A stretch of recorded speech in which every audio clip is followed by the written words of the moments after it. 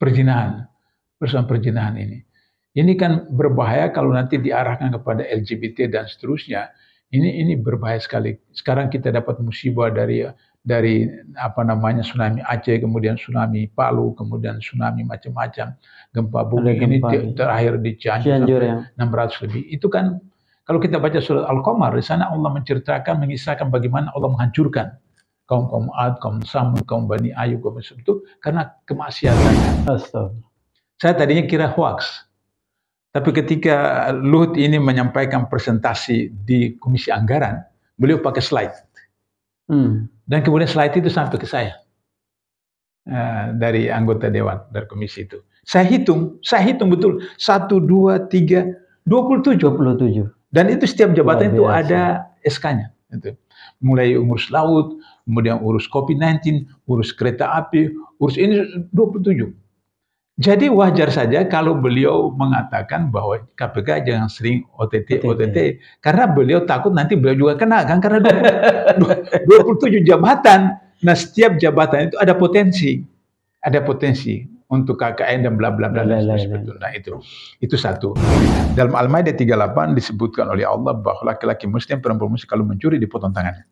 Tapi dalam kasus ini Nabi tidak suruh dipotong tangannya, tapi ta'zir. Ta'zir itu adalah putusan hakim. Kenapa? Orang itu dari rumah tidak berniat mencuri. Dia mungkin belum sarapan, mungkin bulan tua. Dia jangan lihat ada onta leluasa. Ada kesempatan. Dari hadis itu lahir teori. Seorang pakar sosiologi dari Amerika mengatakan korupsi itu karena dua, niat dan kesempatan. Selamat datang di Lamulo Show. Fafifa Happy Ending.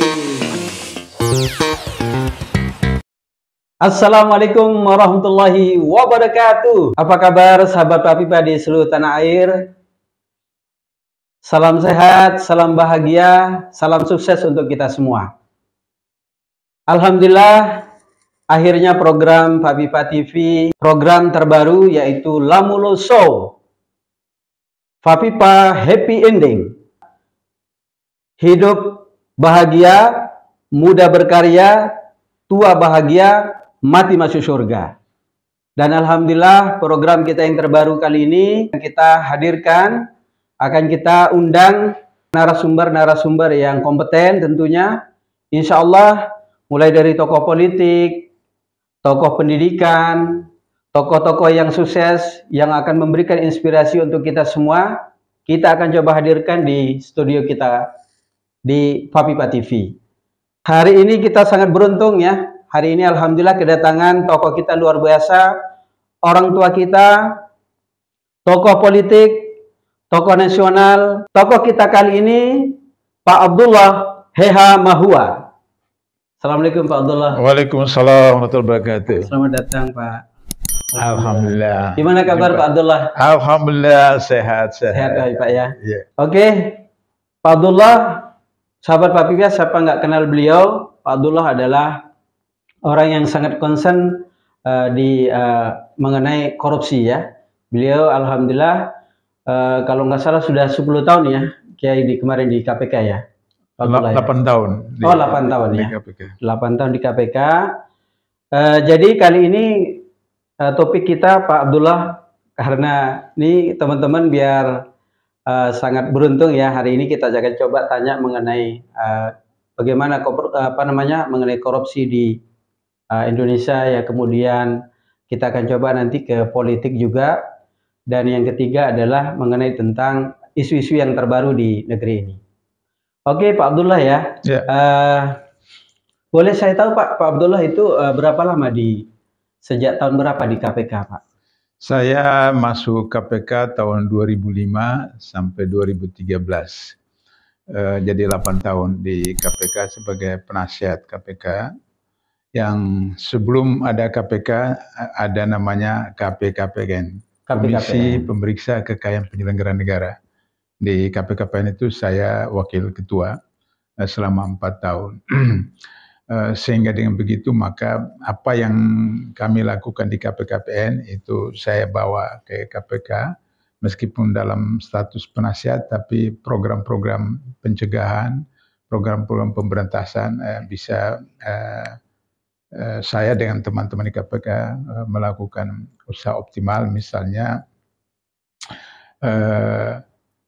kita mulai dengan penyusunan SOP, bagaimana mengatur kode etik, dan kemudian bagaimana strategi pemberantasan korupsi. Karena Pak Hanan harus kita paham bahwa korupsi itu disebut kejahatan luar biasa, extraordinary crime. Extraordinary crime. Kalau kita lihat dari segi arti, makna atau pengertian dari korupsi itu kan berarti sesuatu yang menjijikan. Menjijikan. Ya, jadi itu dari bahasa Latin, korupsi itu menjijikan, merusak, menghancurkan, dan seterusnya.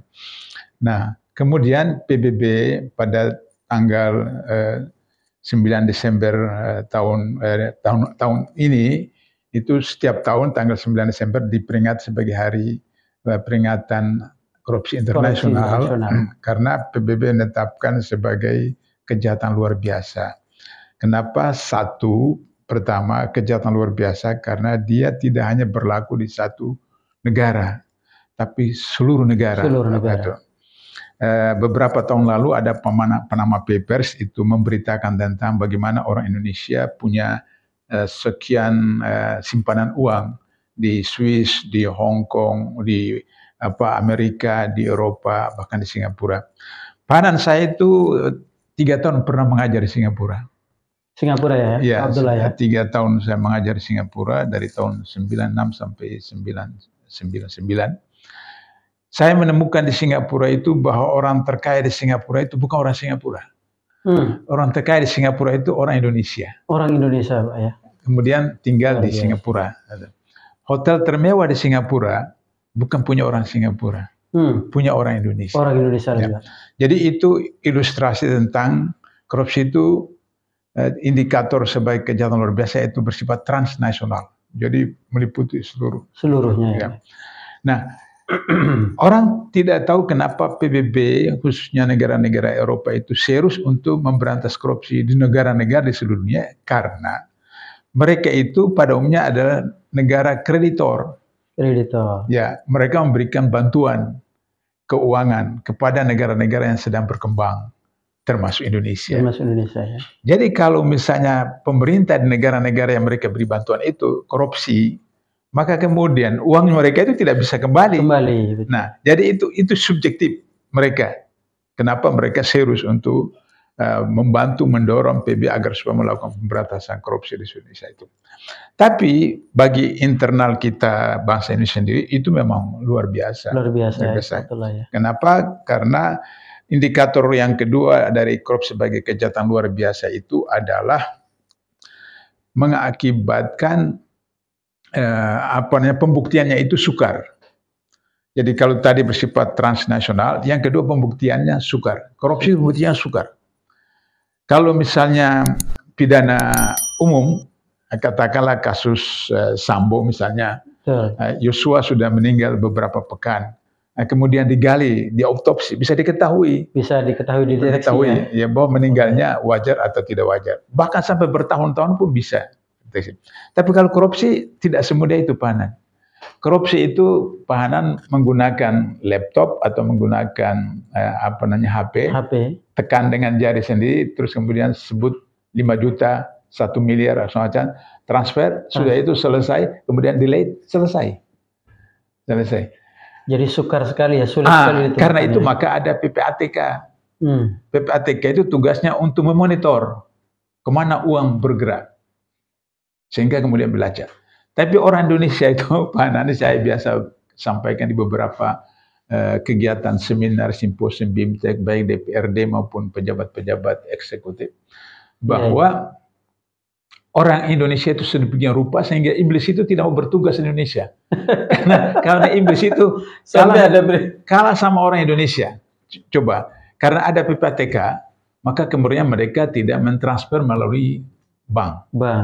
Maka ada yang dimasukkan itu dolar-dolar itu dalam karton durian misalnya, karton durian. Jadi ada kasus durian dulu itu berapa tahun lalu itu. Nah, ada lagi seorang anggota DPR dari daerah Sumatera, saya tidak usah sebutkan partai, tidak usah sebutkan provinsinya, tapi dari daerah Sumatera saya ingat betul. Itu sore-sore hari dengan anak istrinya datang ke Ratu Plaza. Di Ratu Plaza itu Jalan Jenderal Sudirman itu ada money changer. Money changer. Penukaran uang ya. Nah, kita tahu money changer itu tempat tukar uang, bukan kirim uang, tempat tukar uang. Tapi dia mengatakan anggota DPR ini jangan melalui rekening bank, nanti PPATK tahu, PPATK tahu, KPK tahu. Jadi masuk aja ke money changer.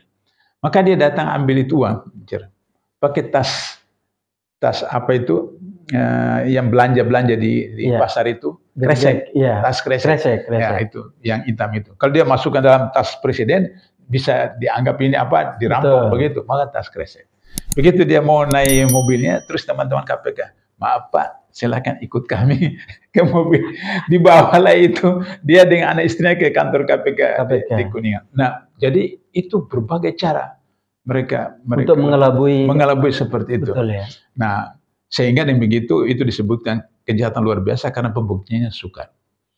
Yang ketiga, dampak korupsi itu luar biasa.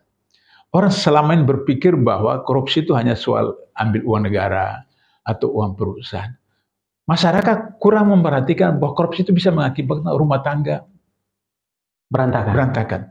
Ada seorang anggota DPR ditangkap KPK, kemudian disidangkan, kemudian jatuh hukuman, 6 bulan kemudian istrinya minta cerai. Nah, istrinya pikir dia masih muda, baru 30-an tahun. Nah, suaminya ditahan 7 atau 8 tahun, saya sudah lupa, pokoknya di atas 5 tahun. Udah, minta cerai. Begitu juga misalnya ada yang anak-anaknya itu kemudian tidak mau pergi sekolah. Tidak mau pergi sekolah. Malu ya. Karena malu. Ya. Karena malu bapaknya diketahui oleh teman-temannya bapaknya ditangkap. Malu. Jadi bukan hanya soal mengambil uang negara, tapi sampai kepada keluarga, sampai kepada masa depan, sampai kepada bidang politik seperti itu, yang kemudian tidak bisa jadi pejabat publik dan seterusnya. Ya. Nah, kita lihat bahwa akibatnya daripada dampak korupsi itu, Indonesia itu bisa hilang dari peta bumi karena korupsi. Kedua, Indonesia bisa menjadi beberapa negara baru karena korupsi. Yang ketiga, kalau tidak menjadi beberapa negara baru, menjadi federasi. Dan hari ini kita sebenarnya sudah federasi. Indonesia hari ini sudah federasi. Dulu, zaman Orde Baru, wali kota, bupati, mau ke Jakarta, itu harus izin gubernur. Izin gubernur ya. Karena dia bawahan gubernur. Betul. Kalau dia tidak izin bisa kena marah, bisa kena teguran, sanksi dan sebagainya. Hari ini tidak perlu. Bupati wali kota ke Jakarta, ketemu menteri, ketemu presiden, nggak perlu izin gubernur. Karena dia merasa dia bukan bawahan gubernur. Dan dia tidak perlu mendapat sanksi dari gubernur. Karena dia pilih langsung. Dalam pilkada. Jadi, gara-gara korupsi, maka kemudian Pilpres, Pilkades itu bertentangan dengan sila keempat Pancasila. Sila keempat kita Pancasila menyatakan kerakyatan dipimpin oleh hikmah kebijaksanaan dalam permusawaratan perwakilan. Artinya bahwa kita pilih anggota MPR bermusyawarah, kemudian memilih presiden wakil presiden. Kita memilih anggota DPR tingkat 1, mereka bermusyawarah, kemudian memilih gubernur. Kita memilih anggota DPR tingkat 2, mereka bermusyawarah, kemudian pilih bupati, wali kota. Itulah prinsip wa amrum syura bainahum. Sila keempat ini diajukan oleh Haji Agus Salim. Haji Agus Salim mengambil model itu karena beliau merujuk kepada kasus Umar Ibn Khattab. Ketika Umar Khattab dalam keadaan luka parah ditusuk oleh seorang pemuda Yahudi ketika Umar sedang mengimami sholat berjamaah di Madinah. Lantas kemudian beliau harus cari penggantinya. Beliau tidak menemukan orang seperti Abu Bakar menemukan dirinya. Maka kemudian beliau tunjuk 7 orang sebagai formatur. 7 orang ini kecuali anaknya tidak boleh dipilih. Jadi 6 itu yang bisa dipilih. Baru kemudian bermusyawarah menetapkan Utsman bin Affan. Nah, pertanyaan bagi masyarakat adalah kenapa undang-undang itu diamandemen tahun 1999 sampai 2002? Karena korupsi. Apa korupsi? Berkarung-karung dolar bergelimpangan di Senayan. Sehingga kemudian undang-undang itu terjadilah seperti sekarang. Akibatnya apa? Money politik luar biasa. Money politik luar biasa. Gubernur Kalimantan Selatan pilkada yang lalu 2002, itu menghabiskan 800 miliar. Pahanan 800 miliar. 800 miliar. Pahanan punya uang 1 miliar. Ini 800 miliar. Ya? 800 miliar. Hasil survei KPK 2019 menemukan bahwa 51% dari anggota DPR yang sekarang, yang 575 orang itu pebisnis. 51%. 51%. Pebisnis. Lebih dari setengahnya, Pak, orientasinya bisnis. Dari sisa 49%, mungkin 9% itu murni. 40% itu dibiayai oleh oligarki, oleh konglomerat. Mereka datang kepada caleg, Anda tinggal terima bersih. Kami yang proses. Terus dealnya apa? Dealnya itu adalah 2. Pertama, proyek. Yang kedua, undang-undang. Jadi proyek-proyek dari Aceh sampai Papua Barat tidak ada yang dilelang. Menurut ketentuan, satu proyek yang nilainya 250 juta ke atas harus dilelang. Yang dari Aceh sampai Papua Barat itu triliunan, miliaran triliunan. Semua melalui Kepres. Nah, jadi itu adalah deal dengan konglomerat. Di daerah juga begitu, seperti itu. Yang kedua adalah undang-undang. Kita lihat undang-undang Minerba, undang-undang COVID-19, undang-undang korupsi KPK, undang-undang Cipta Kerja. Semua itu serba kilat menggunakan kesempatan soal COVID-19. Jadi komando itu ada di tangan ketua. Pahana angkat tangan misalnya mau ngomong nggak bisa karena dia harus lewat ketua karena yang menekan itu. Kalau misalnya offline, kan bisa langsung angkat tangan teriak. Tapi kalau online, kan nggak bisa.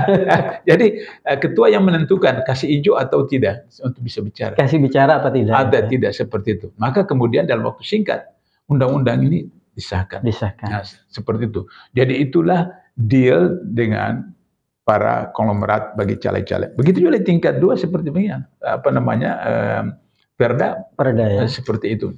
Nah, akibatnya adalah yang terakhir dampak korupsi itu kemudian kita menjadi jajahan dari 1 atau 2 superpower.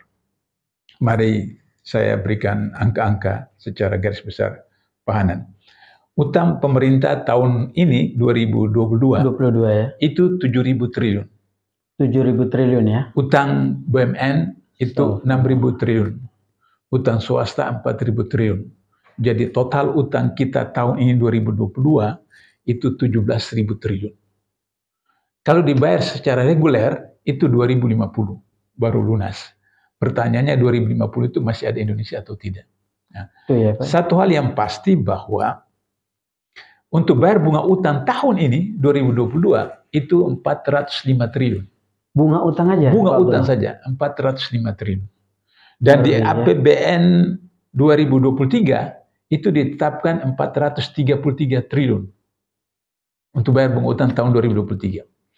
Inilah sebabnya kenapa kita tidak mendapat berkah Indonesia ini.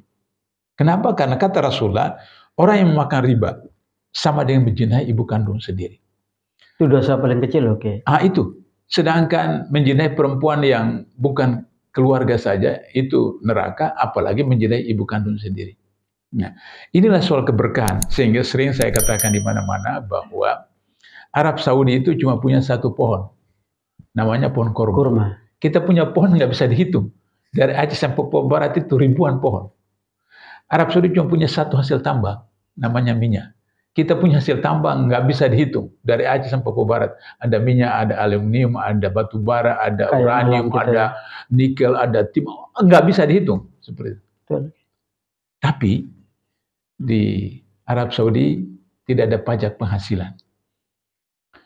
Masuk rumah sakit gratis. Dari SD sampai universitas gratis. Ribuan tol dari Jeddah ke Mekah, ke Madinah itu gratis. Kita hari ini masuk toilet saja bayar. Toilet saja bayar. Apalagi tol. Bayar. Apa saja. Tidak ada yang tidak bayar, semua bayar seperti itu. Kenapa? Karena Arab Saudi ada keberkahan dan kita tidak ada keberkahan. Ilustrasi, kalau pahanan biasa ke Madinah, ke Mekah, salah satu ciri orang Mekah, orang Madinah atau orang Arab, begitu azan, tinggalkan semuanya. Berhenti. Kalau kita sidang kabinet, sidang apa segala Semua macam. aktivitas jalan. Tetap saja seperti itu. Nah, tunggu waktu udah mepet mau asar baru kemudian. Itu juga kalau mau, kalau tidak ya Jumat juga ditinggal dan seperti itu. Nah, itulah problem sekarang sehingga di dalam dunia pemberantasan korupsi Indonesia itu masuk urutan ke 90-an dari 180 negara. Ya. Kemudian kita itu urutan ketiga di Asia Tenggara. Jadi, terkorup ya, Pak ketiga, ya. Jadi Singapura. Ini prestasi terkorup. Singapura, Brunei, Malaysia, Thailand baru kita urutan dari 11 negara. Nah, seperti itu urutan itu. Maaf saya potong Pak Abdullah. Berarti ini kan ada kemarin kita amini berarti apa yang dikatakan oleh Pak Mahfud MD ya Pak ya. Oh iya. Bahwa sekarang ini hampir semua lini itu terjadi yang namanya korupsi. Bagaimana tanggapan Pak Abdullah ini untuk kesadaran generasi muda atau pejabat-pejabat kita ini mengenai korupsi untuk sekarang ini Pak? Ya, sebab beliau itu mantan ketua MK. Dan salah satu yang ditangani oleh MK itu adalah perselisihan dalam soal pilkada atau pemilu. Jadi beliau tahu itu tentang soal-soal pilkada, bagaimana money politik dan seterusnya. Dan kemudian karena sebagai ketua MK sering berkomunikasi dengan KPK dan kemudian beliau tahu bagaimana kasus-kasus di KPK seperti, dan beliau juga mantan anggota DPR. Jadi beliau juga tahu pengalaman di DPR seperti tadi yang tadi saya ceritakan. 40% itu ya terpilih karena oligarki seperti itu.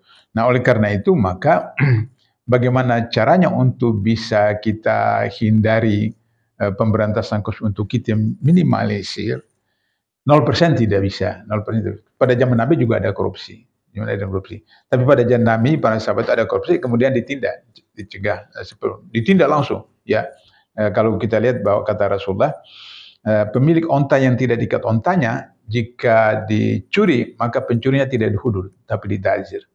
Dalam Al-Maidah 38 disebutkan oleh Allah bahwa laki-laki muslim, perempuan muslim kalau mencuri dipotong tangannya.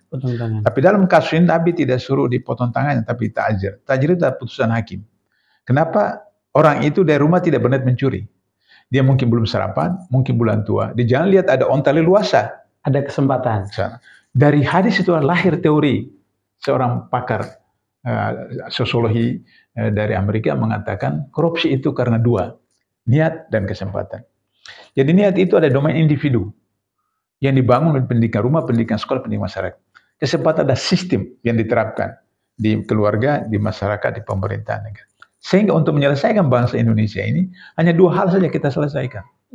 Pertama menyelesaikan pendidikan nasional, yang kedua menyelesaikan reformasi birokrasi atau tata kelola pemerintahan. Dua itu diselesaikan, insya Allah selesai. Jadi oleh karena itu bahwa Pak Mahfud sebagai Menko Polhukam seperti itu sampaikan saja kepada kabinet, sampaikan kepada presiden. Masih ada waktu 2 tahun ini, 2022-2024, tidak sampai lagi 2 tahun lagi seperti itu, untuk memperbaiki segera dalam waktu kurang lebih dari 2 tahun ini pendidikan nasional dikembalikan ke Undang-Undang 45 yang asli. Nah, kemudian reformasi birokrasi laksanakan apa yang disampaikan oleh KPK tahun 2005. Tahun 2005 itu saya diamanatkan oleh pimpinan KPK untuk menyusun reformasi birokrasi.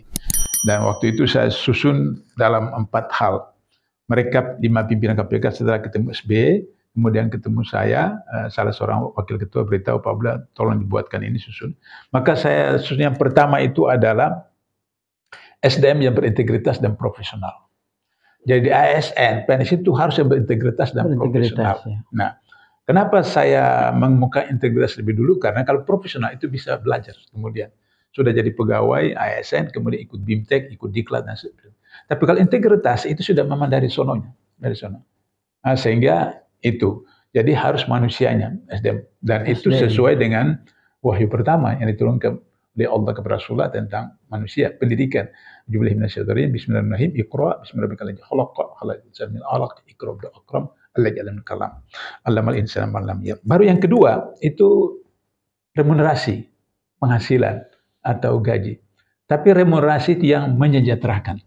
Jadi dalam konsep saya itu saya katakan bahwa tidak harus nominalnya besar, tapi harus sejahtera. Sejahtera. Jadi katakan misalnya seseorang dapat gaji 20 juta, tidak usah dibayar cash 20 juta. Dibayar mungkin 10 juta atau 15 juta cash. 5 juta itu tidak dibayar. Diapain? Dikonversikan. Dikonversikan di mana anaknya dari SD sampai universitas gratis kuliah. Gratis. Keluarga itu masuk rumah sakit pengobatan gratis. Jadi tidak ada BPJS. tidak ada. Nah, itu semua sudah Karena sudah dikonversi dari 5 juta. Dan itu menurut negara seperti begitu.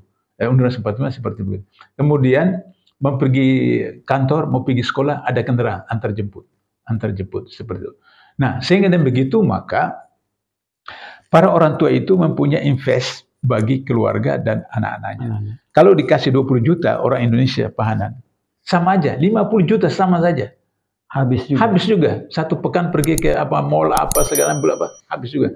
Nah, bagaimana anak-anaknya punya sekolah, kemudian bagaimana kesejahteraan. Nah, karena itu maka prinsip saya adalah bagaimana kompensasi salary gaji itu menyejahterakan. Yang ketiga, fungsionalisasi IT. Sekarang kita ngobrol pahanan ini kan soal IT. Betul. Soal IT. Nah, dalam wahyu pertama Surah Al-Alaq itu menjelaskan metode pendidikan melalui IT. Coba kita perhatikan itu. Allah mengajarkan manusia dengan perantaraan kolam. Kolam itu IT sekarang. Waktu saya di kampung di SD, alat tulis saya itu disebut kolam. Nah, kemudian batu tulis namanya itu dari grade. Nah, guru pakai kapur dengan papan hitam. Waktu SMP pakai pensil saya. Waktu SMA sudah pakai pena. Kemudian di universitas tahun 70-an mulai ada pakai dosen pakai spidol dengan whiteboard. Kemudian tahun 80-an ada alat yang ditampilkan begitu. Nah, itu. Nah, kemudian tahun 90-an sudah ada komputer, sudah ada laptop, dan sekarang pakai HP dan seterusnya. Semua itu adalah kolam. Karena itu maka fakta sejarah hari ini bahwa negara-negara yang menguasai IT itu menguasai dunia. Seperti itu. Nah, jadi Islam sudah diajarkan 15 abad yang lalu. Nah, oleh karena itu maka IT itu sangat penting. Memang mahal, tapi saya sarankan kepada pemerintah pusat, pemerintah daerah khususnya gubernur, bupati, wali kota bisa dianggarkan dengan multi-years. Jadi katakan 5 tahun atau berapa dicicil sampai kemudian seperti itu. Tanpa IT KPK tidak bisa tangkap ketua DPR. Tanpa IT KPK tidak bisa tangkap ketua MK. Tanpa IT KPK tidak hari menangkap 1.300 orang. Karena IT. Total 1.300. 1.300 orang dari 2004 sampai sekarang 1.500. Tapi yang sedihnya itu Pak Hanan, dari 1.300 orang yang ditangkap KPK itu 86% sarjana. Justru yang sarjana. Sarjana. Ada S1, ada S2, ada S3, ada profesor, guru besar. Seperti itu. Nah, kenapa? Karena tadi pendidikan nasional kita diarahkan untuk menjadi jongos. Diarahkan untuk menjadi pekerja. Bukan diarahkan untuk menjadi pemimpin, bukan diarahkan untuk menjadi orang pemberi kerja atau pembuat menciptakan lapangan kerja. Nah, sehingga akhirnya kemudian bagaimana supaya seperti itu? Ya, yang penting dia lulus. Wahyu pertama ayat terakhir itu disebutkan Allah mengajarkan apa yang tidak diketahui oleh manusia. Itu ayat kelima dari surat Allah. Jadi berarti tujuan pendidikan itu sudah mengetahui. Ilmu. Betul. Kemudian menjadi ilmuwan. Kemudian pluralnya jamak menjadi ulama. Jadi orang-orang yang berilmu. Sehingga kemudian dia karena berilmu, mengetahui, menghayati, diaplikasikan. Kalau sekarang kan tidak. Yang penting lulus. Kenapa harus lulus? Karena harus punya ijazah. Kenapa harus punya ijazah? Karena ketika melamar, kemudian diwawancara, tanya, Anda ijazahnya apa? SMA, diploma, 1. Sehingga itu perlu punya ijazah. Karena itu beberapa tahun yang lalu ada bupati di Madura, saya lupa bupati apa, ditangkap oleh KPK. Kemudian teman-teman KPK punya, Pak, Bapak punya ijazah ini bermasalah. Kenapa? Ijazahnya palsu. Dia bilang, kalau begitu saya akan laporkan orang itu. Loh, kenapa Pak? Saya suruh beli yang asli, kenapa dia beli yang palsu? Jadi ini bukan cerita hoax, ini fakta di KPK.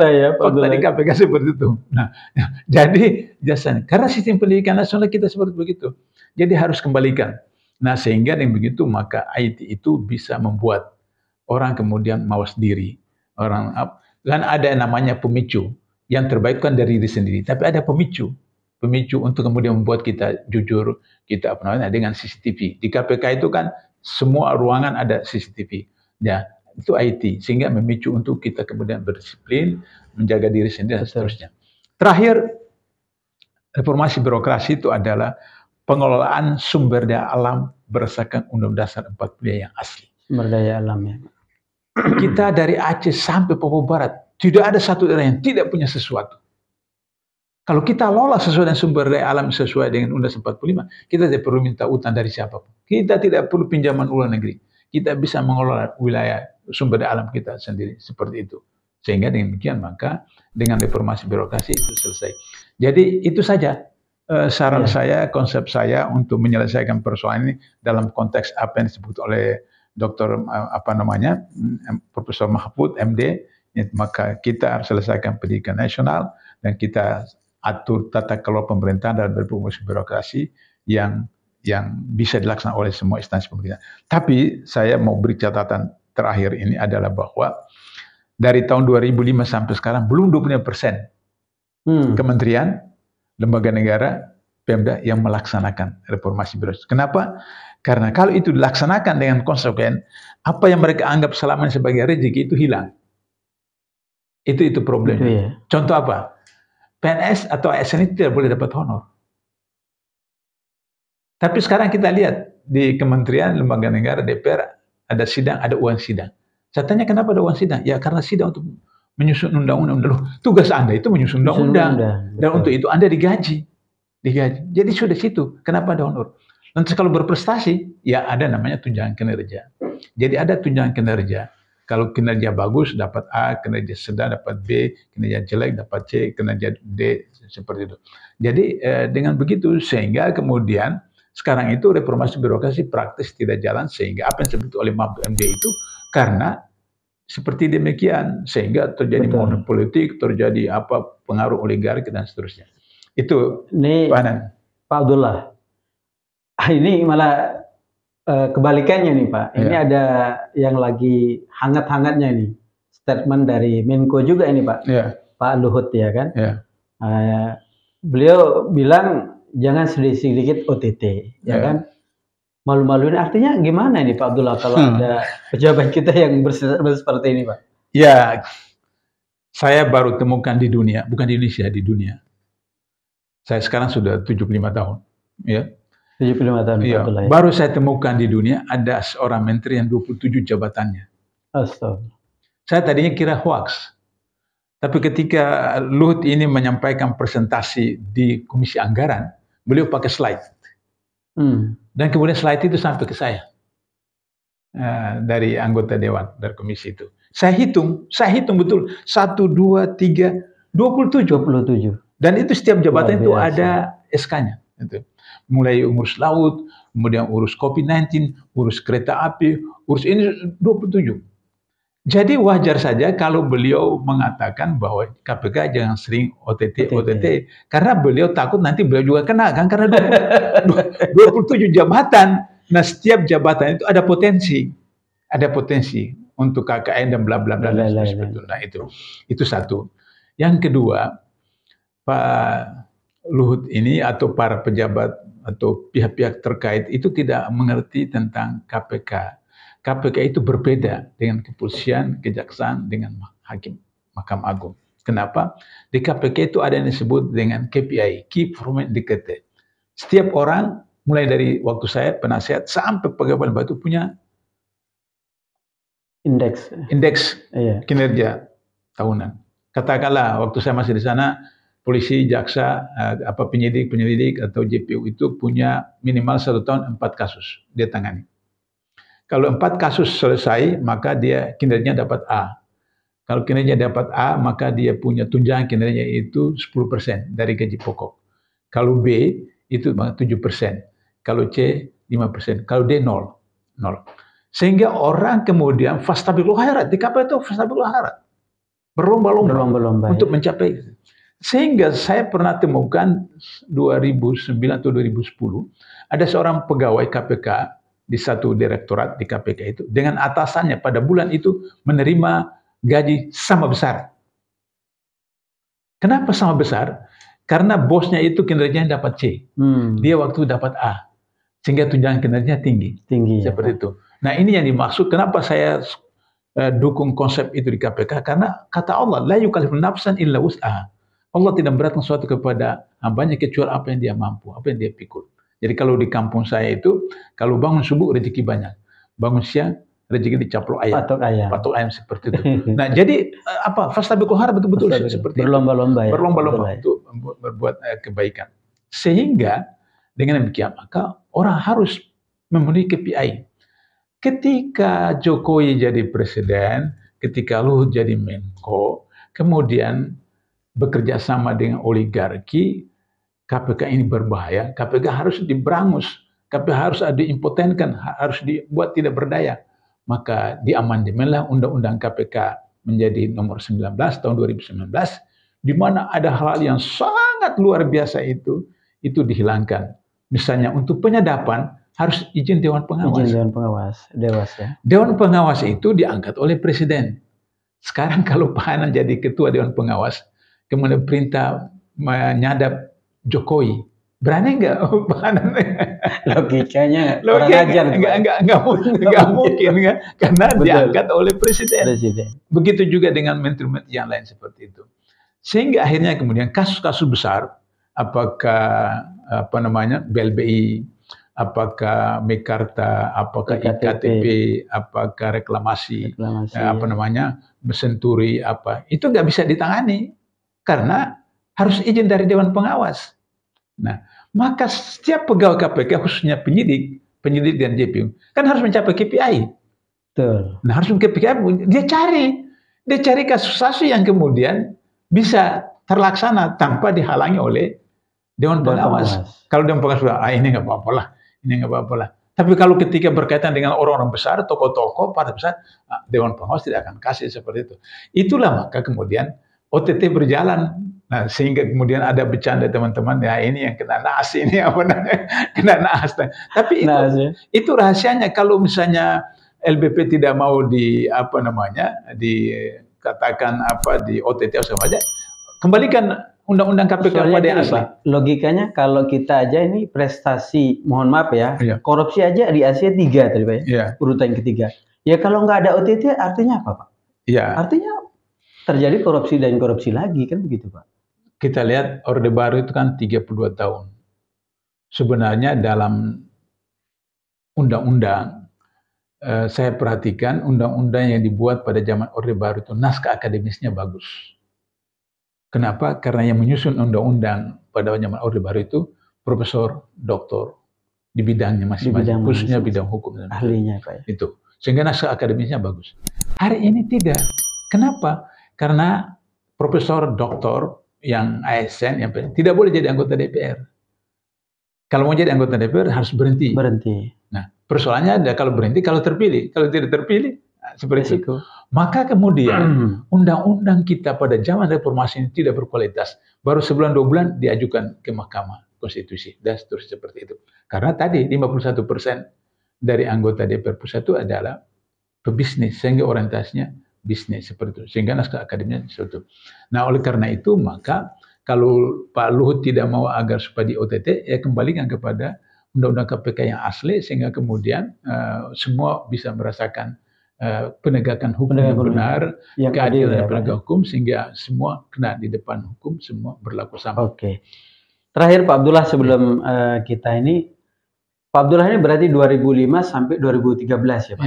8 tahun. Artinya dari ketua Pak Taufik Maruki, ya Pak Azhari, Antasari Azhar, kemudian Abraham Samad Pak ya. Nah, dari 5 periode ya, berarti sekarang dengan yang terakhir Pak Firly ini, apa yang Bapak lihat nih setelah 5 periode ini KPK, semakin baguskah atau seperti apa tingkat kesadaran di semua lini ini bagaimana ini Pak Abdullah tentang korupsi? Ya, saya kalau dalam sejarah Islam itu ada kelompok yang awal ya.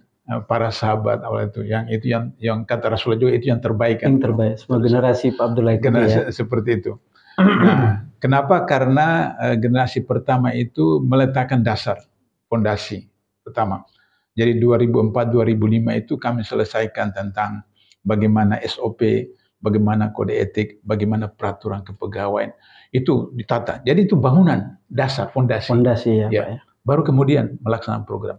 Sehingga tahun 2000 sampai 2006, 2007 itu masih 2006.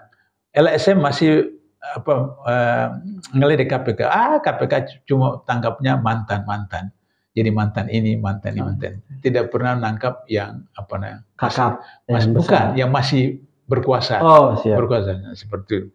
Sama orang saya katakan, orang Indonesia itu kalau dia masih jabat, dia tidak berani lapor atasannya. Karena dia takut. Kalau lapor atasannya nanti dia dikucilkan, tidak dipromosi, tidak apa, atau bahkan pecat. Jabatan. Nah, seperti itu.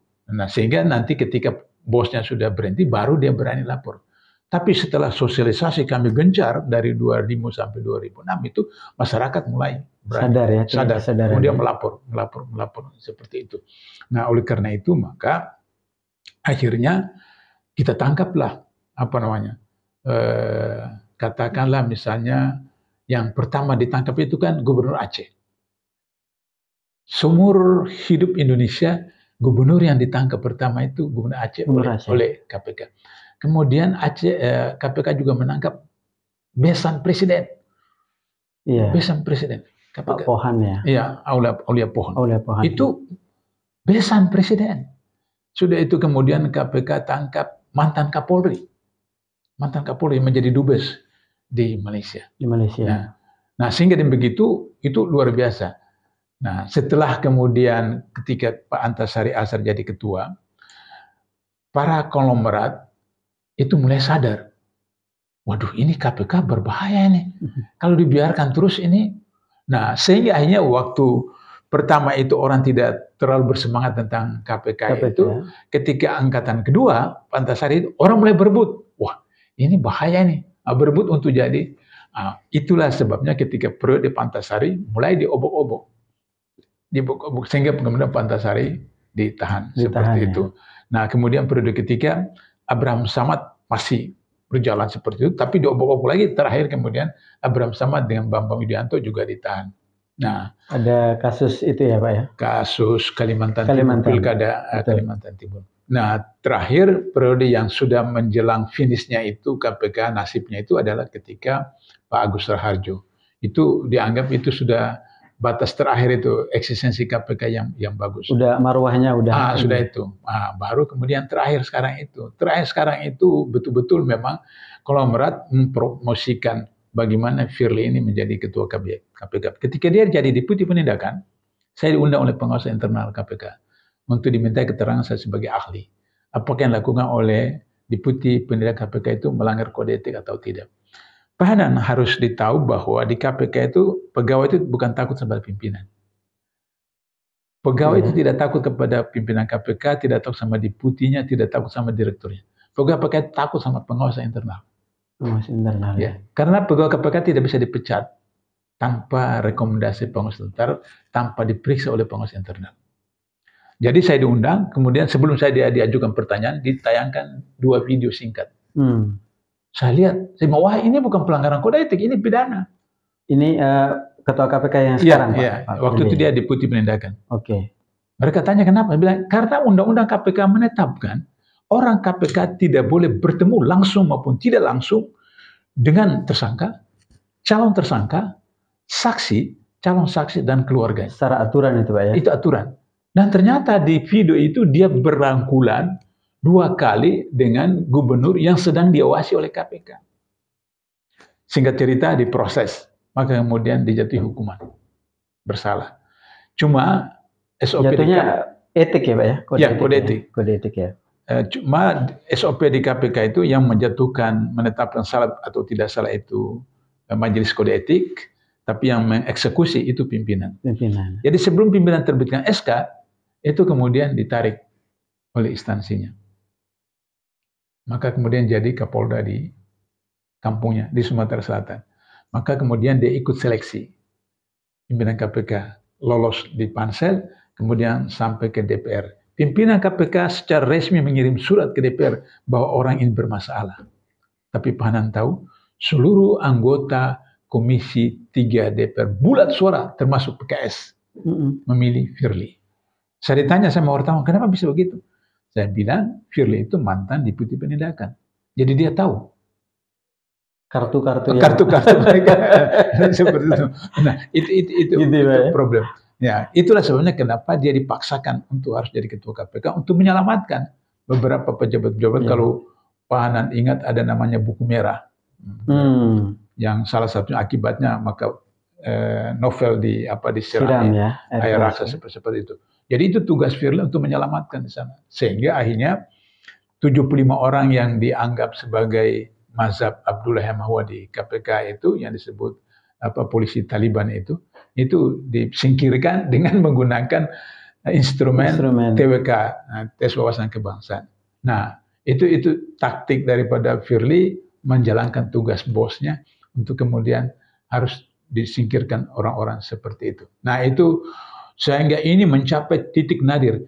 Selama belasan tahun penilaian kinerja oleh Menpan bagi seluruh kementerian negara selalu KPK nomor 1. Hari ini terakhir KPK nomor urut 3. Nomor 3. Penurunannya. Jadi kejaksaan, kepolisian, baru KPK. Dulu sekian tahun itu selalu ranking pertama KPK. Jadi luar biasa. Ini statistik, fakta, tidak bisa dibantah.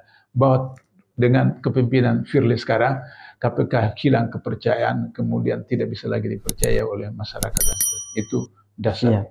Pak Abdullah juga kan salah satu ketua ya Pak di partai politik, ketua Majelis Syuro Pak, betul ya Pak? Iya, ketua Majelis Syuro Partai Masyumi. Partai Masyumi, alhamdulillah. Jadi bagaimana Pak melihat situasi mengenai partai politik kita saat ini? Kan kemarin sudah ada pengumuman tuh Pak. Iya. Ada 17 peserta pemilu yang akan di 2024.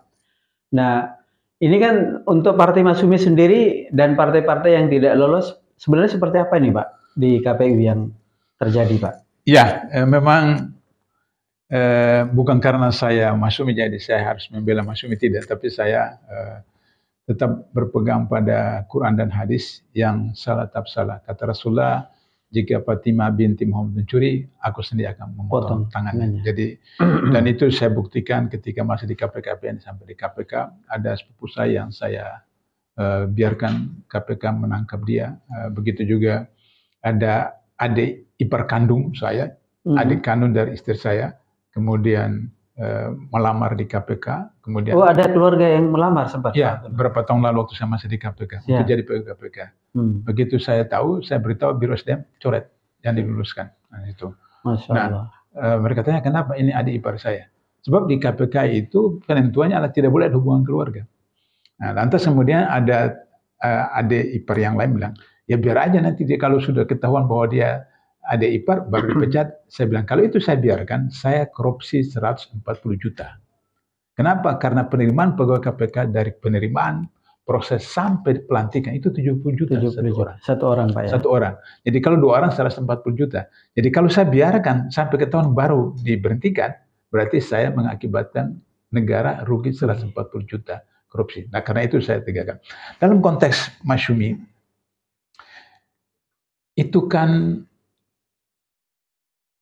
ketentuan perundang-undangan itu ada tahapan-tahapan. Lantas kemudian KPU itu menerapkan satu sistem dengan sistem sipol. Ya, bagaimana untuk kemudian pendaftaran melalui sipol. Sementara di KPU sendiri itu belum ada peraturan yang menetapkan soal sipol itu. Ketentuan tertulisnya. Gitu ya, Lantas kemudian hanya mengumumkan bahwa pendaftaran dilakukan oleh sipol. Nah, Masyumi itu tanggal 14 hari terakhir itu mendaftar. Lantas kemudian ternyata tidak bisa menggunakan sipol. Sehingga kemudian harus manual. Lantas kemudian sampai 2 hari baru kemudian dinyatakan tidak bisa diterima seperti itu. Sampai hari ini pengurus pusat, pimpinan pusat meminta ada berita acara dari KPU itu tidak ada. Dalam sistem administrasi ketatanegaraan apapun, jangan sampai kepada lembaga negara, pada perusahaan-perusahaan kecil swasta pun juga itu harus ada. Standarnya itu ada. yang harus ditandatangani oleh pimpinan KPU. Itu tidak ada. Tidak dikeluarkan. Tidak dikeluarkan seperti itu. Padahal tahapan-tahapan itu kan pertama verifikasi administrasi. Betul. Kemudian baru verifikasi faktual. Nah, jadi menurut logika hukum peraturan bahwa semua yang daftar itu harus diterima. Baru kemudian lakukan verifikasi administrasi. Kalau verifikasi administrasi itu adalah misalnya dari infrastruktur harus 34 provinsi, betul. Kemudian setiap provinsi ada 75% kabupaten kota, kemudian satu kabupaten kota itu 50%. Itu harus ada, kemudian ada sekretariat, kemudian ada rekening bank, kemudian kepengurusan itu sampai tingkat DPP itu ada 30% perempuan dan seterusnya. Seluruh persyaratan itu dipenuhi oleh Masyumi. Tapi kenapa kemudian ditolak? Hanya dengan alasan sipol. Padahal sipol ini tidak ada peraturan pelaksanaannya yang ditetapkan oleh KPU. Nah, ada beberapa partai yang mengalami hal yang seperti begitu. Saya tidak ingin mencampuri urusan mereka, apakah mereka itu sama dengan Masyumi atau tidak. Tapi yang pasti bahwa dasar hukumnya sama, yaitu harus ada peraturan KPU dulu yang menetapkan tentang sipol. Sehingga dengan begitu, maka kalau ada partai yang tidak mendaftar melalui sipol, otomatis gugur dari proses pendaftaran. Tapi itu peraturan belum ada seperti itu. Nah, itulah sebabnya maka pimpinan pusat Masyumi mengajukan gugatan ke MA untuk kemudian melakukan peninjauan terhadap kebijakan KPU yang itu bertentangan dengan peraturan perundangan. Yang kedua, ternyata kita dengar rumor di bermacam-macam daerah KPUD yang mendapat tekanan dari pusat, dari macam-macam seperti itu. Nah, untuk itu maka kemudian saya berharap bahwa apakah Bawaslu, apakah Panwaslu, atau Bareskrim, polisi. Jadi polisi punya kewenangan untuk melakukan pemeriksaan terhadap pelanggaran pemilu. Jadi kalau misalnya tahapan-tahapan yang dilakukan oleh KPU itu bertentangan dengan peraturan perundangan yang ada, termasuk peraturan KPU sendiri, maka Bareskrim, polisi dalam hal ini Bareskrim, punya otoritas punya kewenangan untuk melakukan pemeriksaan seperti itu. Sehingga misalnya karena maksud saya begini, kalau toh Bawaslu dan Panwaslu mereka dipilih dengan deal tertentu, maka dikhawatirkan oleh masyarakat jangan-jangan kemudian tidak berani Bawaslu atau Panwaslu melakukan penegakan hukum seperti itu dalam soal pelanggaran etika. Karena itu kita berharap bahwa polisi yang kemudian kewenangan mereka dalam pelanggaran pemilu itu bisa menangani kasus pidana pemilu, itu seperti demikian. Nah, masalahnya sekarang adalah bahwa ada rumor seakan-akan nanti kemudian ditunda sehingga kemudian pemilu ditunda kemudian sampai 2 periode atau 3 periode seperti itu. Prinsipnya adalah bahwa bagi saya sebagai Ketua Majelis Syuro Masyumi, dan itu sudah disepakati dalam rapat Majelis Syuro setiap Ahad malam, bahwa pemilu tetap 2024. Tapi pentahapannya itu yang harus direvisi. Oh, ada revisi pentahapannya. Jadi misalnya yang tadinya 6 bulan, misalnya tahapan ini persingkat menjadi 4 bulan, 3 bulan. Sehingga dengan begitu maka apa yang terjadi sekarang dilakukan peninjauan kembali baik oleh Bawaslu, baik oleh Ombudsman, baik oleh Petun, baik oleh MA. Jadi partai-partai yang merasa dirugikan bisa mengajukan ke Ombudsman. Yaitu soal maladministrasi. Bisa juga ke MA, misalnya belum ada peraturannya, kemudian lakukan sipol. Bisa juga ke Petun, yaitu pelanggaran pemilu, sengketa antara partai dengan KPU atau dengan Bawaslu.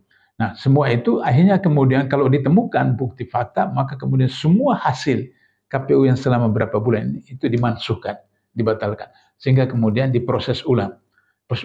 Berarti tahapannya itu diperpendek, disempit. Jadi kalau tadi 4 bulan menjadi 3 bulan, 2 bulan, sampai kemudian pendaftaran katakanlah September 2023 itu bisa dimundurkan sampai misalnya Desember 2023. Tapi Februari 2024 tetap ada pemilu dan pilpres itu. Jadi tahapan-tahapan ini yang sehingga kemudian terakhir, kalau ternyata putusan pengadilan, putusan Bawaslu, putusan Ombudsman, Petun dan MA itu menemukan kesalahan, maka saya menganjurkan agar supaya selain dijatuhi pidana pada pimpinan-pimpinan KPU, juga kemudian direvisi Undang-Undang Partai Politik tentang pemilu, di mana KPU itu terdiri dari semua wakil partai politik. Pemilu 99 itu pemilu terbaik pada masa reformasi, meskipun jauh kalah. Ya, meskipun jauh kalah dari pemilu 55. Ya, pemilu 55 tidak ada yang tandingi. Yang bagusnya, demokratisnya, lubernya sudah. Tapi pemilu 99 itu relatif lebih baik dari pemilu 2004 sampai sekarang. Kenapa? Karena anggota KPU itu semua wakil partai. Wakil partai, Pak, ya. Sehingga saling mengawasi. Kalau partai macam-macam, partai nggak boleh, itu. Karena masing-masing punya kepentingan di situ.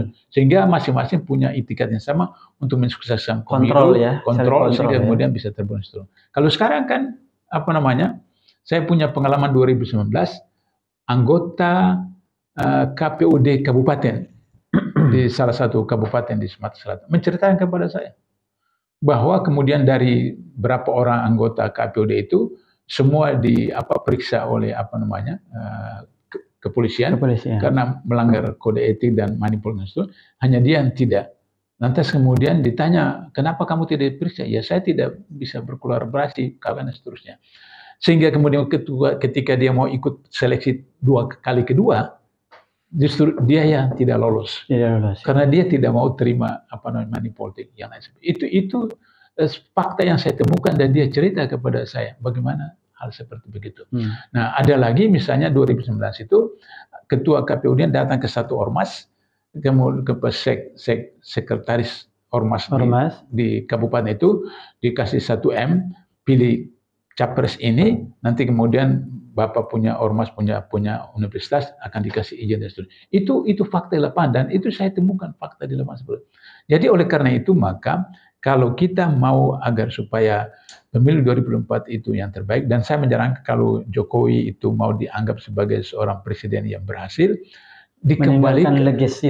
dikembalikan bagaimana pemilu ini berhasil dengan baik, pilpres berhasil dengan baik, dan dia bisa mewariskan sesuatu kepada bangsa hingga nanti dia tercatat sebagai mantan presiden yang berhasil melaksanakan pemilu.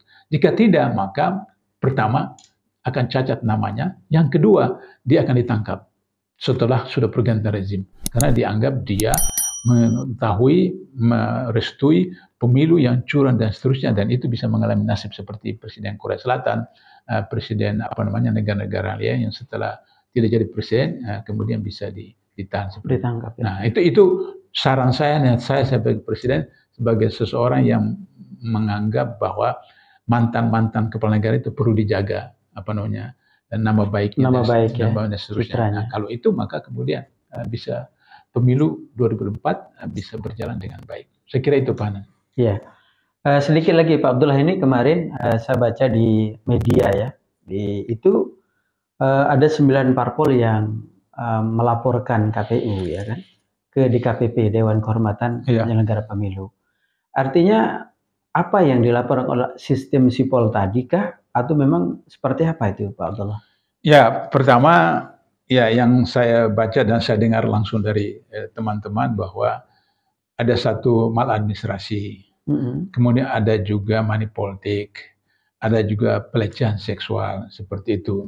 Maka karena itu saya katakan bahwa untuk soal pelecehan seksual, biarkanlah itu yang bersangkutan. Kalau memang betul dilecehkan, dia sendiri yang lapor, atau dia keluarga dia yang lapor ke Barreskrim, sehingga itu masuk persoalan pidana. Nah, kalau misalnya itu Barreskrim menanganinya kemudian terbukti, maka kemudian bisa sanksi pidana kepada pihak-pihak terkait di KPU. Yang kedua adalah kemudian pelanggaran Undang-Undang Pemilu. Jadi dalam Kenapa KPK tidak bisa melakukan pelanggaran pemilu? Karena undang-undang menetapkan itu polisi. Bukan KPK. Ya. KPK hanya menangani kasus misalnya korupsi, money politik apa itu. Tapi kalau pelanggaran pemilu itu polisi. Nah, sehingga 9 partai ini mengajukan itu ke kepolisian untuk pelanggaran-pelanggaran pemilu seperti itu. Apakah misalnya melakukan penekanan kepada KPUD tertentu atau ada money politik dan seterusnya. Nah, itu domainnya kepolisian, Pak. Kepolisian. Sebelum sampai ke MK. Kalau MK itu kan nanti sudah selesai, baru domain MK seperti itu. Yang kedua, saya pikir bahwa 9 partai ini perlu membagi tugas seperti saya katakan tadi. Ada yang ke ombudsman soal maladministrasi, ada yang ke petun sengketa antara partai bersangkutan dengan KPU atau dengan Bawaslu, dan yang ketiga ada yang ke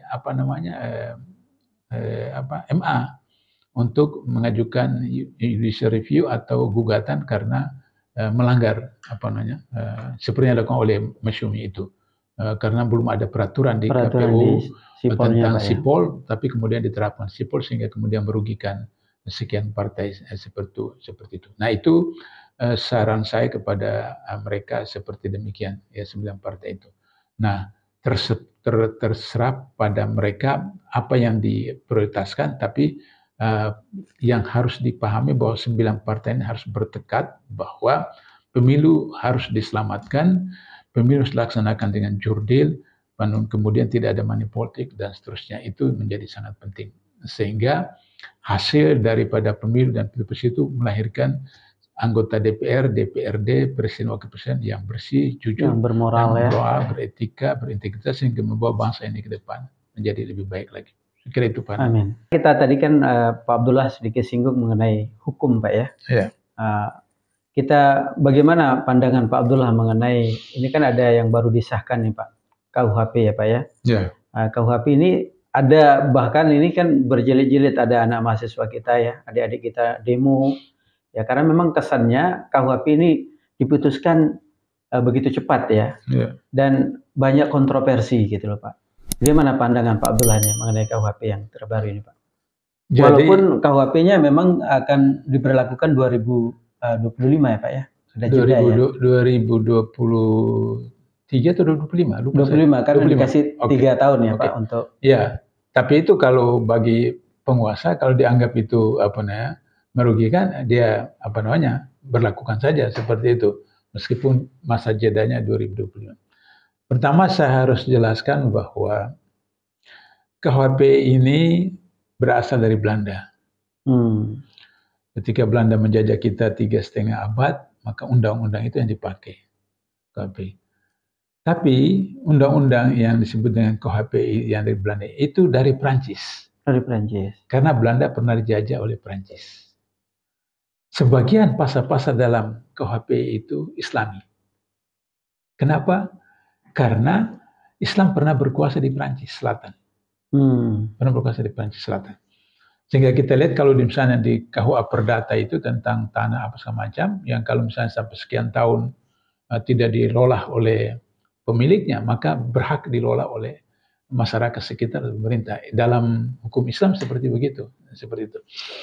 Nah, ternyata kemudian waktu saya masih di KPKPN khususnya dan di KPK juga, saya mengusulkan supaya dilakukan semacam adendum. Jadi bertahap, jadi per bab, tidak sekaligus seperti begini. Prancis dan Belanda yang punya pertama itu juga mereka melakukan begitu, bertahap. Karena kalau ribuan pasal sekaligus. Nah, itu kan kita misalnya pengalaman kita, kalau paling tidak saya pribadi, kalau menghafal Quran itu baca ayat 1 sampai 10, kemudian sampai 10 dihafal, ayat 1 lupa, seperti itu. Karena panjangnya seperti itu. Jadi karena itu bahkan dia bertahap-tahap seperti itu, bertahap-tahap. Nah, misalnya bab 1 ini dicoba diterapkan, sudah itu kemudian bab 2 dan itu. Tapi ini sekaligus dalam waktu relatif singkat, kemudian menggunakan sistem online dan offline. Nah, tadi saya katakan ilmunya sama seperti itu. Mengesahkan undang-undang Minerba, undang-undang COVID-19, undang-undang KPK, undang-undang Cipta Kerja dengan pola memanfaatkan COVID-19 agar supaya kemudian orang tidak leluasa untuk bebas berbicara, bergantung daripada ketua yang mengontrol mic-nya seperti itu. Nah, tapi yang saya catat yang luar biasa itu adalah yang pasal-pasal yang paling urgen itu adalah bahwa penghinaan kepada presiden wakil presiden, penghinaan kepada pejabat negara. Itu luar biasa. Saya ingat ketika Umar Ibn Khattab jadi khalifah kemudian sedang pidato, berdiri seorang pemuda, dia hunus pedangnya. Wahai Umar, pedang ini akan meluruskan Anda jika Anda kemudian keluar dari Quran dan Sunnah. Umar tidak suruh bin tangkap dia, Umar tidak suruh Densus 88 tangkap dia. Betul. Umar juga mengatakan, terima kasih anak muda. Berterima kasih. Seperti itu. Ini kita menghina presiden, kita mengkritik presiden dianggap menghina. Pada kritik itu adalah justru membangun, mengingatkan kemudian kita, betul. Dalam salah satu riwayat disebutkan bahwa sahabat yang baik itu adalah kemudian mengingatkan sahabatnya agar supaya tidak tergelincir dan seterusnya. Seperti itu. Nah, itu pasal yang pertama yang itu kontroversial banget ya, Pak. Yang kedua, persoalan perzinahan. Persoalan perzinahan ini. Ini kan berbahaya kalau nanti diarahkan kepada LGBT dan seterusnya. Ini berbahaya sekali. Sekarang kita dapat musibah dari tsunami Aceh, kemudian tsunami Palu, kemudian tsunami macam-macam, gempa bumi ini terakhir di Cianjur ya. 600 lebih. Itu kan kalau kita baca surat Al-Qamar, di sana Allah menceritakan, mengisahkan bagaimana Allah menghancurkan kaum Ad, kaum Samud, kaum Bani Ayub, kaum itu karena kemaksiatan yang mereka lakukan. Dan itu fakta-fakta sekarang. Bagaimana saya bulan lalu ke Palu, kemudian saya diantar ke tempat yang Allah hancurkan itu. Saya ketemu dengan saksi hidup, dia cerita bahwa menjelang maghrib itu dia dengan suaminya dibilang itu rumah di sana itu di atas, di langit, rumah di langit naik. Jadi naik ke atas begitu baru kemudian dimasukkan kepada Allah kemudian rata. Likuifaksi itu. Betul-betul dia cerita pengalaman itu aneh bin ajab seumur hidup. Rumah itu seperti melayang di atas, baru kemudian dimasukkan ke dalam seperti itu. Dan itu adalah pusat homoseks di Indonesia. Seperti itu. Nah, begitu juga kasus LGBT. Nah, jadi ketika undang-undang KUHP yang baru ini memberikan petunjuk keleluasan kepada LGBT, itu berbahaya sekali seperti demikian. Nah, itu soal perzinahan. Yang ketiga yang saya anggap itu krusial adalah bahwa unjuk rasa harus izin. Harus izin. Kalau sekarang kan unjuk rasa pemberitahuan. Betul. Nah, kalau sekarang tidak. Kalau unjuk rasa harus izin. Kalau tidak izin tidak bisa. Begitu tetap lakukan, ditangkap seperti itu. Dan ini berbahaya sekali. 32 tahun Indonesia pada zaman Orde Baru itu kemudian meledak.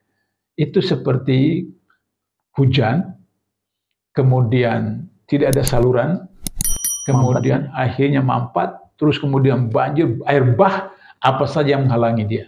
Gedung ke pohon ke tembok itu hancur. Habis semua. Habis. Itu Orde Baru.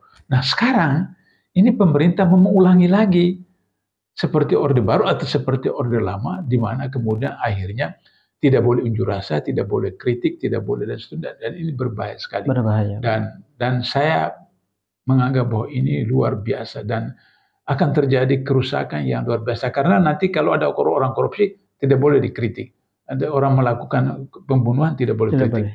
Nah, kasus-kasus yang pidana baik perdata maupun korupsi tidak bisa dikritik karena itu dianggap menghina pejabat. Nah, kalau tadinya kan hanya presiden wakil presiden, sekarang pejabat. Ada di KUHP. Iya, di KUHP yang baru pejabat juga tidak boleh hina. Jadi pejabat itu kan mulai dari camat sampai kemudian presiden itu pejabat negara seperti itu. Nah, ini yang barangkali saya pikir karena ada sampai tahun 2025, saya berharap masyarakat hukum di Indonesia, LSM, itu supaya mengajukan segera judicial review ke MK agar supaya segera diamandemen pasal-pasal yang sangat krusial sehingga dengan begitu maka kita tidak bisa melaksanakan satu ketentuan yang kemudian menghancurkan eksistensi negara kita sendiri. Itu Mas Anand. Sebagai closing statement ya, kepada kami yang masih muda nih, generasi penerus Bapak nih, tentu mungkin ada wajengan atau arahan bagaimana kita mensikapi tentang momen geopolitik dan lain-lain di era saat ini, Pak? Mungkin biar kita menjadi pegangan dari Pak Abdullah ini. Iya, yang pertama saya sebagai seorang Muslim, apalagi sebagai ketua Majelis Syura Masyumi, mulailah dari diri sendiri. Kata Rasulullah, ibda' binafsik. Dari diri sendiri. Pendekatannya itu pendekatan dari gunung, ada salju kecil, itu kemudian bulat seperti kelereng, kemudian dia bergulir sampai di bawah besar. Itu snowball. Jadi kecil, kemudian ranking 1, ranking 2, lingkaran 3, lingkaran 4. Nah, itulah yang dimaksud dengan ya ayyuhalladzina amanu udkhulu fis silmi kafah wa la tattabi'u syaitan innahu lakum aduwwun mubin. Orang-orang beriman masuk dalam Islam secara totalitas. Total kafah. Ya, kafah. Jangan ikuti setan karena itu menyesatkan kalian. Jadi baru salat 5 waktu saja, maka kemudian jaga. Jangan macam-macam. Itu lingkaran pertama. Lingkaran kedua mulai salat sunat rawatib. Tetap lurus, tetap istiqamah. Nah, kemudian lingkaran ketiga mungkin mulai salat malam. Tetap istiqamah, tetap konsisten. Kemudian lingkaran keempat mungkin mulai salat saum sunat Isnin Kamis. Sudah itu mungkin 13, 14, 15 bulan Hijriah. Terakhir ada Nabi Daud misalnya. Jadi seperti snowball, terus lingkaran, spiral begitu terus. Baru sampai kemudian kepada keluarga. Jadi tadi diri pribadi, kemudian keluarga. Keluarga karena kata Allah, ya ayyuhalladzina amanu qu anfusakum wa ahlikum nara. Ini perintah kepada suami orang beriman, lindungi dirimu dan keluargamu dari siksa api neraka. Nah, ketika itu sudah keluarga, maka kemudian bisa menjadi desa, jadi kecamatan, menjadi kabupaten, menjadi provinsi, menjadi negara sakinah. Itulah baldatun thayyibun murabbatul ghafur. Nah, untuk itu maka saya menganjurkan agar supaya dari sekarang cintailah Quran. Cintai Quran itu artinya bahwa pertama secara teknis usahakan setiap hari itu membaca Quran. Syukur-syukur habis sholat baca surat Ain, baca 1 Ain atau 1 lembar atau 2 lembar. Kalau misalnya itu teratur 2 lembar, 1 juz'u itu kan biasa 10 lembar. 10 lembar. Maka kalau 5 waktu berarti 1 hari itu bisa 1 juz'u. Dan berarti 1 bulan bisa 30 juz'u khatam seperti. Nah, ketika kita mencintai Quran, kemudian kita membacanya, kemudian kita menafsirkan, menerjemahkan, kemudian tadabbur, maka itu membentuk pribadi kita. Pribadi kita yang berintegritas, yang profesional, dan sampai pada satu waktu Anda merasa pahanan bahwa 24 jam itu sudah cukup. Tidak cukup. Artinya terus seakan-akan tidak berhenti, ini berhenti itu. Sekarang 24 jam tidak cukup. Itu berarti Anda seseorang yang sangat bermanfaat bagi sekitarnya, bagi masyarakat, bagi bangsa negara. Karena orang yang sangat beruntung itu adalah panjang usia, banyak ibadah, banyak bermanfaat. Orang yang rugi itu adalah panjang usia tapi tidak beribadah seterusnya. Dan apalagi orang yang pendek umur tapi tidak beribadah, itu lebih rugi. Tapi kita menginginkan bahwa panjang usia tapi bermanfaat. Nah, karena itulah maka doa sapu jagat kita itu Rabbana atina fid dunya hasanah wa fil akhirati hasanah wa qina adzabannar. Jadi bahagia di dunia dengan semua amal ibadah, ubudiyah maupun amalah, dan diharapkan nanti di akhirat nanti insyaallah kita dapat kebahagiaan juga di akhirat. Saya kira itu barangkali Pak Hanan. Baik, terima kasih Pak Abdullah atas waktunya. Ya. Baik sahabat Pak Pipa, Lamuloso kali ini alhamdulillah kita sudah dengar pemaparan dari Pak Abdullah, mulai dari politik, mulai dari tentang bagaimana korupsi, termasuk informasi yang terbaru yang terjadi di negeri kita ini. Sekali lagi, sahabat Pak Pipa, Lamuloso, semoga bermanfaat untuk semuanya. Salam bahagia, salam sukses untuk kita semua.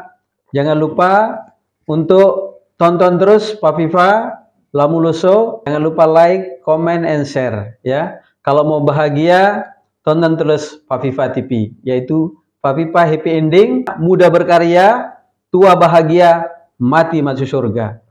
Karena orang yang pandai itu adalah orang yang selalu mengingat mati. Jadi sekali lagi terima kasih atas semuanya. Assalamualaikum warahmatullahi wabarakatuh.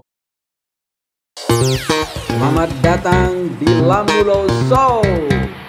Pak Pipa Happy Ending. Live.